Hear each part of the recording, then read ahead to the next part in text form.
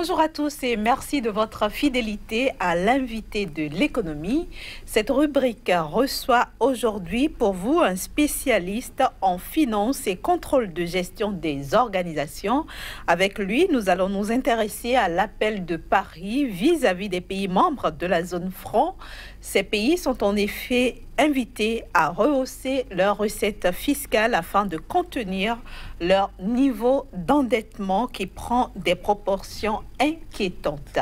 Bienvenue à vous, Monsieur Stéphane Jérôme Torra. Bonsoir, et madame. merci d'avoir accepté notre invitation. Merci bien. Alors, dites-nous pour commencer, que vous inspire cette recommandation de Paris?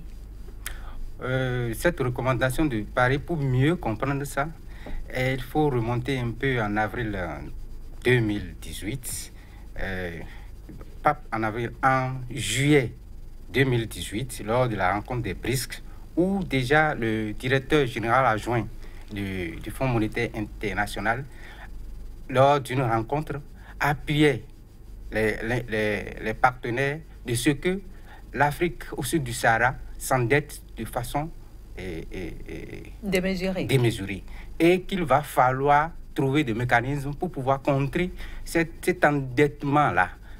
Donc, la réunion de Paris ne vient donner une solution, un plan de contrôle de cet endettement-là.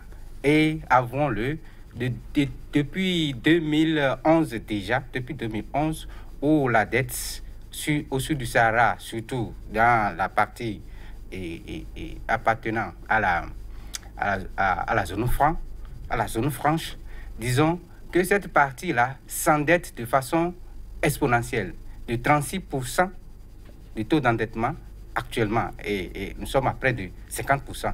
Donc, la réunion de Paris vient en sorte mettre les responsabilités, permettre à ces États-là d'aller dans leurs responsabilités. Au lieu d'aller s'endetter, il vaut mieux plutôt se concentrer sur la mobilisation de ressources internes, d'où la nécessité du terme autour duquel se sont retrouvés les ministres des Finances. Alors, quelles pourraient être les répercussions de cette recommandation? Les répercussions de cette recommandation, il faudrait qu'on voit sur deux ordres.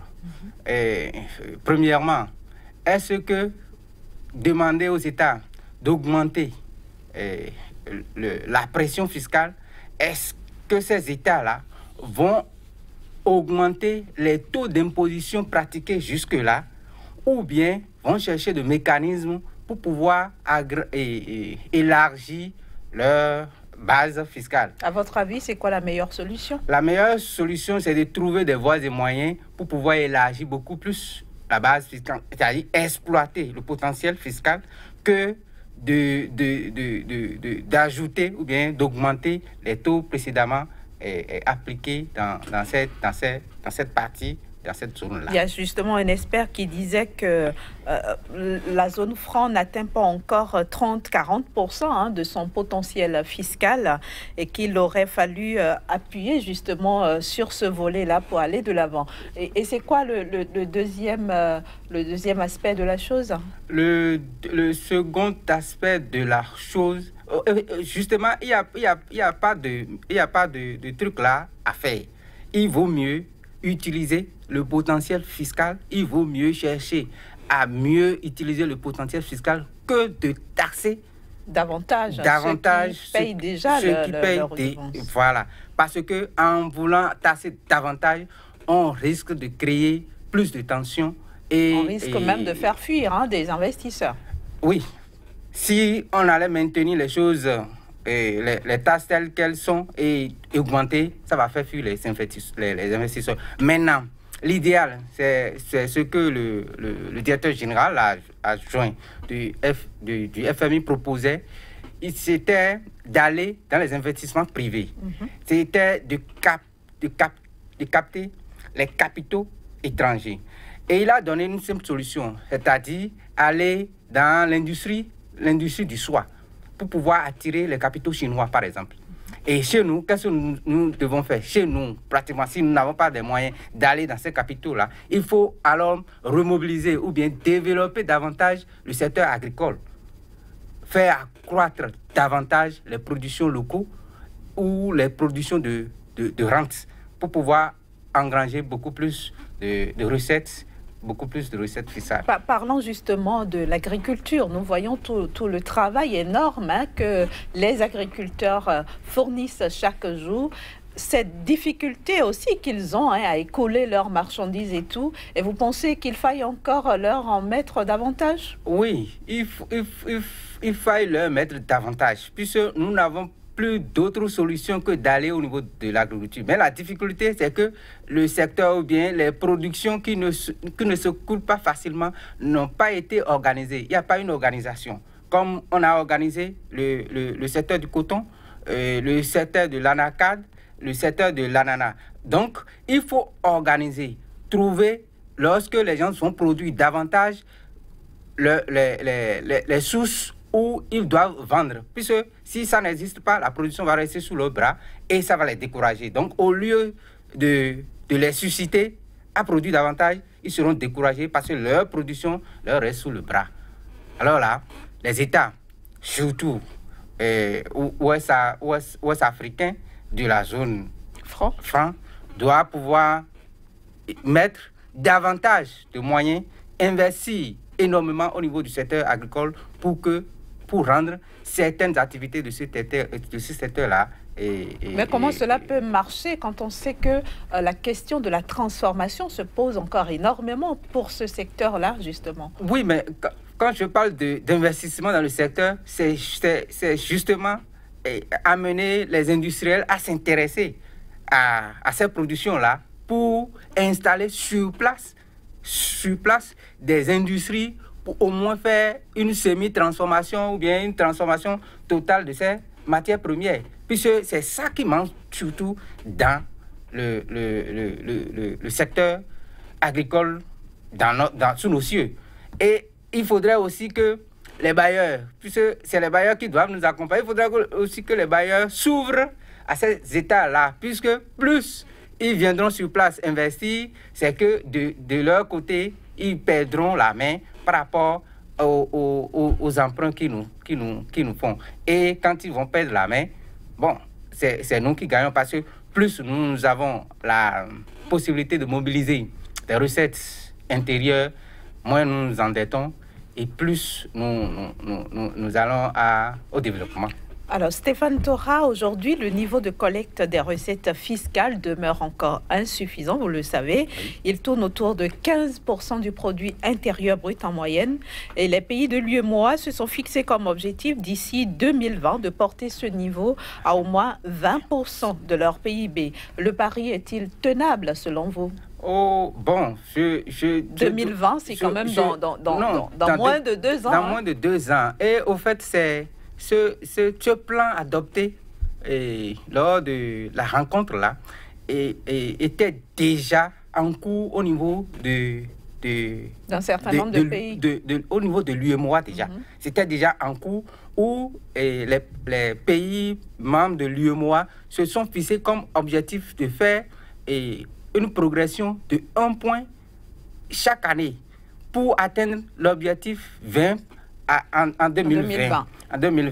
Mais contrairement aux États de l'UEMOA, les États CEMAC ne sont pas en train de faire l'effort, d'où la divergence au niveau qui a eu lieu lors de la rencontre. Donc, c'est d'amener les États à devenir petitement indépendants, puisque sans pouvoir mobiliser plus de ressources internes, on ne peut pas aller à la croissance. Justement, j'allais vous demander si justement les pays africains de la zone franc en général peuvent un jour s'affranchir de l'endettement. Mais ça dépend de nos politiques. Est-ce que cette histoire de mobilisation de recettes va être réellement faisable? Cette histoire de mobilisation, même si c'est faisable, ça va toujours dépendre des politiques. Puisque s'affranchir, c'est hautement une décision politique. Hautement une décision politique. Et vous pensez que les chefs d'État actuels ne sont pas dans cette démarche-là? De s'affranchir? De s'affranchir. Il faut d'abord voir les différentes relances qu'ils font par rapport à la création de la monnaie communautaire, la monnaie de la CEDEAO. À chaque fois, à l'échéance, ils repoussent ça. Donc, ils ne sont pas politiquement... On a vu aussi le nombre d'emprunts obligataires qui ont été effectués ces derniers temps dans la zone. Non, dans la zone. Et c'est ça qui inquiète les partenaires, les bailleurs, que ce soit la Banque mondiale, le Fonds monétaire international, que ce soit la BAD. Oui, ça les inquiète, puisque plus nous nous endettons, plus nous compromettons l'avenir. Plus nous perdons la main sur la croissance. Et il faudrait forcément que nous mobilisions davantage les ressources. Et le drame, c'est que dire aller mobiliser les ressources, c'est facile à dire que de faire. La belle preuve, la dernière fois qu'on a voulu hausser de 5 francs et les recettes qu'on a tassées, la communication, il y a eu tollé. Ici, au Bénin, il y a eu tollé. Et voilà que les institutions qui nous accompagnent demandent à ce qu'on... Ils soutiennent à ce qu'on mobilise davantage les recettes internes. Et les budgets, les différents budgets, exercice 2019, qui sont en cours d'études au niveau de chaque parlement, est en hausse. Et par rapport à ça, ça veut dire que forcément, le peuple sera davantage pressuré. Ça là, c'est clair. Pressuré, puisque en fin de compte, c'est les contribuables, c'est les consommateurs finaux qui payent les taxes. Et ces consommateurs finaux, c'est rien d'autre que la population. Mais finalement, à quoi aura servi la réunion de Paris? Au moins, la réunion de Paris aura servi à montrer aux États que plus, ils sont en train d'exploser leur endettement et qu'il va falloir qu'ils révisent. Mais ces États-là sont quand même conscients de ça. Ils ne sont pas inconscients. Ils savent bien que la dette explose. Et ils savent aussi qu'ils ont peut-être encore 2 ans, 3 ans, 5 ans tout au plus à faire à la tête de l'État et partir, laisser les dettes à d'autres. Non, mais l'individu ou bien le politique ne doit pas se dire, bon, moi je vais finir mon temps et abandonner les difficultés à ceux qui vont venir. Il doit pouvoir mettre en place un mécanisme adéquat, un mécanisme de mobilisation fiscale très transparent et puis adéquat pour que quand quelqu'un d'autre vient au pouvoir, que celui-là continue et ne reprend plus avec un autre programme pour pouvoir viser des objectifs. Et dans notre secteur, dans notre zone, les gens n'ont jamais voulu atteindre les objectifs qu'eux-mêmes ils se sont fixés. On ne peut pas continuer à chaque fois relancer, à chaque fois remettre à demain ce qu'on peut faire tout de suite. Il va falloir alors revenir au niveau du pays, de chaque pays, pour expliquer davantage ce pourquoi il faut s'affranchir du tutelle de ces institutions. Et finalement, est-ce qu'on peut assister, M. Torra, à ce que, par exemple, un pays de la zone franc fasse comme le Ghana, déclare n'avoir plus besoin du FMI, de la Banque mondiale et s'autosuffire? Est-ce qu'on peut en arriver là? Il faut faire violence politique, comme je dis, violence politique monétaire. Puis ça ne remontait pas d'aujourd'hui. Ils se sont alliés depuis 1939, non 1939. Et le principe d'affranchissement, bon, c'est ce décret-là qui a été pris et qui les contraint et qui nous contraint peut-être dans cette zone. Et qui empêche tout développement, qui empêche l'atteinte de tout critère de convergence, même dans la zone. Puisque, bon, disons, je reviens, pour s'affranchir, il faut avoir sa propre monnaie. Hein. Exactement. Et pour s'affranchir, il ne faudrait pas continuer à ce que le truc là, la Banque de France continue de gérer nos devises, de gérer nos comptes.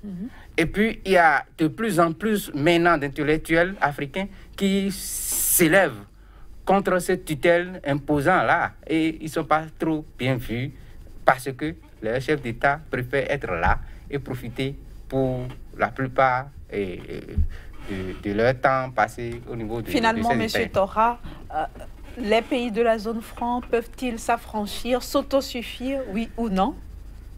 Ça, là, c'est facile à dire qu'à faire, hein, puisque s'autosuffire, là, c'est aller à l'autosuffisance alimentaire, c'est s'autosuffire. C'est s'autosuffire. C'est possible, oui ou non? C'est possible, mais pas dans très longtemps. En tout cas, merci à vous d'être venu nous donner votre point de vue sur ce sujet. Ce fut un plaisir d'avoir échangé avec vous. Merci beaucoup d'avoir accepté l'invitation de SICA. Ça sera tout pour aujourd'hui, mesdames et messieurs. Retrouvez-nous la prochaine fois.